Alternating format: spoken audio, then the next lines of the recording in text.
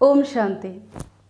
मैं डॉक्टर कीर्ति पराशर, स्त्री एवं प्रसूति रोग विशेषज्ञ, सासाराम। कोविड-19 इन प्रेगनेंसी के श्रृंखला में हम आज बात करने वाले हैं कोरोना में कौन सी जांच कब करानी चाहिए। तो हम बात करते हैं माइल्ड केसेस की, यानी कि जिनको फीवर है, खांसी है, लेकिन उनको माइल्ड कैटेगरी में रखा गया है। और दूसरा मॉडरेट टू सीवियर। अगर आपका रेस्पिरेटरी रेट यानी आपकी जो सांस है वो बहुत ज़्यादा नहीं फूल रही है, आपके रेस्पिरेटरी रेट 24 से कम है, आपका पल्स ऑक्सीमीटर ऑक्सीजन सैचुरेशन 94% से ज़्यादा बताता है, आपको हाइपोटेंशन नहीं है, यानी आपका ब्लड प्रेशर सिस्टोलिक 90 से ज़्यादा है और डायस्टोलिक 60 से ज़्यादा है, यानी आपको हाइपोटेंशन नहीं है, आपको किसी भी तरह की कोमॉर्बिडिटीज़ नहीं है, जैसे डायबिटीज़ हुआ, कोई chronic disease, heart disease, hypertension, immuno compromise आप नहीं हैं, तो फिर कोई बात नहीं, आप माइल्ड केसेस में आए और आप घर पे ही रह के होम आइसोलेशन में अपना ट्रीटमेंट जारी रख सकते हैं। लेकिन अगर इनमें से कुछ भी है तो आपको हॉस्पिटल एडमिशन जाना पड़ेगा। तो हम बात कर रहे हैं माइल्ड केसेस जो घर पे हैं, अब उनको कौन सी जांच करानी चाहिए। देखिए, सबसे पहले हमको क्यों ये जांच करानी चाहिए। तो कोरोना वायरस में जब वायरल इन्फेक्शन होता है तो कुछ इन्फ्लेमेटरी रिस्पॉन्स होते हैं, जिससे हम जो वायरस का आपको डिजीज़ सिवियरिटी भी बताता है और आपके बॉडी में कह लीजिए इसको कि जो आग लगी है वो कितनी लगी है वो ये बताता है। तो इन्फ्लेमेटरी मार्कर्स में C reactive protein, D dimer, interleukin 6, serum ferritin और एलडीएच आते हैं। अब इतनी जांचें बता दी। देखिए, इसमें कोई परेशान नहीं होए, आप पहले दिन की जांच complete blood count, CBC, CRP, आप ये 2 करा लें, ठीक है। सीबीसी में हमें क्या मिलेगा, सीबीसी में हमें लिम्फोपेनिया मिलता है, माने लिम्फोसाइट काउंट जो है ना वो आपके कम मिलेंगे और प्लेटिलेट्स काउंट 30% से घटे हुए मिलेंगे, थ्रोम्बोसाइटोपेनिया होगा। ये आपके कंप्लीट ब्लड काउंट की पिक्चर अगर है तो ये मार्कर है। अगर आपका सीआरपी लेवल, जो सीआरपी क्या है, एक्यूट फेज रिएक्टेंट है, बॉडी में किसी भी तरह का इन्फेक्शन होगा तो ये लीवर से सीआरपी आपके बनने लग जाते हैं।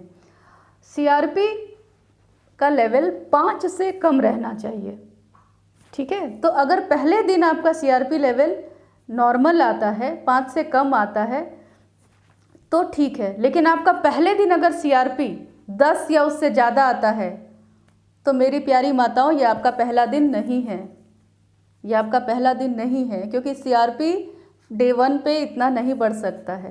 तो डे 1 पे भी आप एक बेसलाइन सीबीसी सीआरपी करा लीजिए, क्योंकि कई बारी हम नज़रअंदाज कर देते हैं, वो हमारा डे 1 हमें लग रहा होता है, ठीक है ना। तो जैसे आपको सिम्टम आया, आप सीबीसी और सीआरपी करा लें। ये नॉर्मल आया तो आप फिर क्या करें, आप अपना टेम्परेचर, पल्स मतलब बुखार, पल्स और ब्लड प्रेशर अगर संभव है तो ये आप लेते रहें। हर 4 घंटा पे अगर संभव है तो आप ये ले सकते हैं।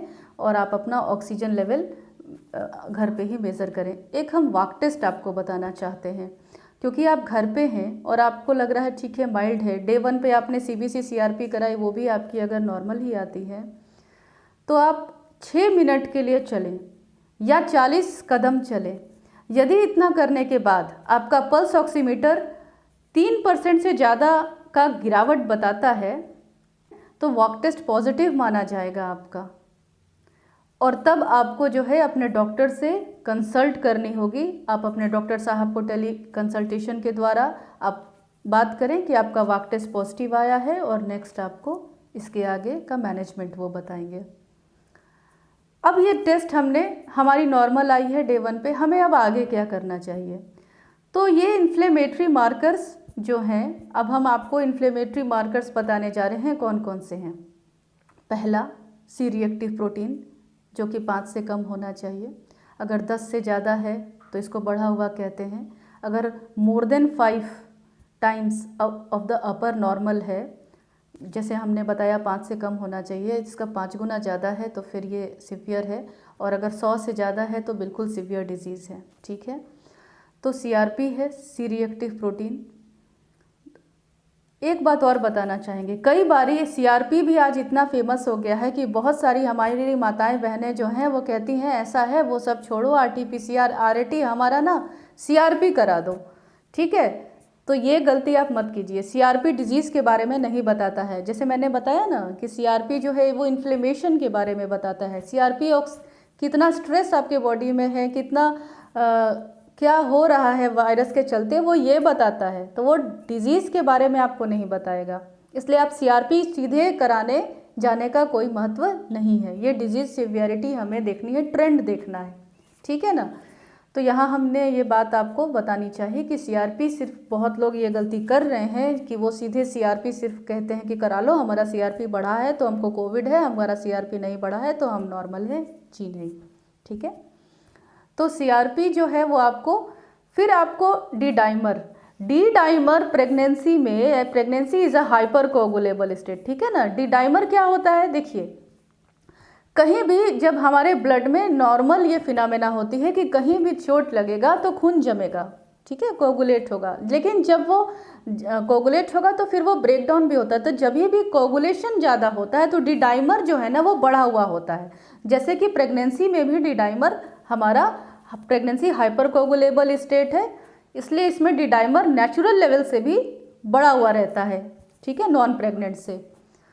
तो डी डाइमर का जो लेवल है गर्भावस्था में वो 2 टाइम्स बढ़ा हुआ रहता है नॉन प्रेग्नेंट से। तो जब आपकी रिपोर्ट आए तो आप प्लीज़ इस बात को भी कोरिलेट ज़रूर कीजिएगा, इसका फर्स्ट ट्राइमेस्टर में, सेकेंड ट्राइमेस्टर में और थर्ड ट्राइमेस्टर में डिफरेंट रहता है लेवल। आप क्योंकि पैनिक ना हो जाए, मान लीजिए कि नॉन प्रेग्नेंट में अगर ये 500 से नीचे रहता है तो इसको ठीक नॉर्मल कहते हैं, लेकिन आपकी अगर जो है वो आती है अगर 1000 या इस तरह से, तो आप डर जाएंगे हमारे इतना बढ़ा हुआ है। आप अपने डॉक्टर साहब से ये रिपोर्ट दिखलाएं और उसी तरीके से इसका हम लोग इंटरप्रिटेशन करेंगे, क्योंकि प्रेगनेंसी में डी डाइमर ऑलरेडी बढ़ा रहता है। ठीक है, सी रिएक्टिव प्रोटीन की बात हमने की, डी डाइमर बताया। अब देखिए इंटरल्यूकिन 6 जो है ना वो आपको बताता है कि कितना इन्फ्लेमेशन जा रहा है, और अगर ये बढ़ा है तो जो साइटोकिन स्टॉर्म भी आजकल काफ़ी फेमस वर्ड हो गया है, तो ये इसके बारे में आइडिया देता है। इंटरल्यूकिन 6 हर जगह संभव नहीं है, तो आप परेशान नहीं हो। इंटरल्यूकिन 6 7 या 8 से नीचे रहे तो इसको नॉर्मल कहते हैं, लेकिन अगर आप इंटरल्यूकिन 6 नहीं करा पा रहे हैं, आप बिल्कुल भी परेशान नहीं हो। सीआरपी से हम आपके डिजीज़ को मॉनिटर कर सकते हैं। ठीक है, CBC, CRP, interleukin 6, serum ferritin के भी जो लेवल्स हैं वो आपके प्रेगनेंसी में इस तरह से रहते हैं, और आप जो है सो ये भी डिजीज़ सिवियरिटी बताता है, इन्फ्लेमेटरी मार्कर है ये, और एलडीएच। तो ये सारे इन्फ्लेमेटरी मार्कर्स हमने बताए। ठीक है, CBC, CRP, serum ferritin, interleukin 6, LDH और डी डाइमर। सारी सब जगह संभव नहीं है, परेशान नहीं हो, आप सीबीसी, सीआरपी, डी डाइमर करा लें। ठीक है, अब रिपीट कब कराना है, देखिए बेसलाइन डे 1 पे करा लेना ठीक है। ठीक है, अगर नहीं करा पाए तो आप डे 3 पे एटलीस्ट ज़रूर करा लीजिए, लेकिन इसको 48 to 72 आवर्स के बाद आपको रिपीट कराना है। 48 से 72 घंटे के बाद आप इसको एक बार ज़रूर देखें, क्योंकि हमको मॉनिटर करना है कि कहीं मेरा डिजीज़ जो है वो कैटेगरी उसका मॉडरेट टू सीवियर तो नहीं हो रहा है। ठीक है ना, अगर लिम्फोपेनिया और घट रहा है, यानी आप माइल्ड से मॉडरेट में जा रहे हैं, यदि सीआरपी आपकी बढ़ रही है तो फिर आप का जो न्यूमोनिया है वो प्रोग्रेसिव है, इसलिए हमें ये 48 to 72 आवर्स के बाद आप रिपीट करा लें। 5th डे, 5वें दिन ज़रूर आपको टेस्ट करानी है। कौन कौन सी, सीबीसी, सीआरपी और डी डाइमर, ये 3 टेस्ट आपको 5th डे ज़रूर करानी है।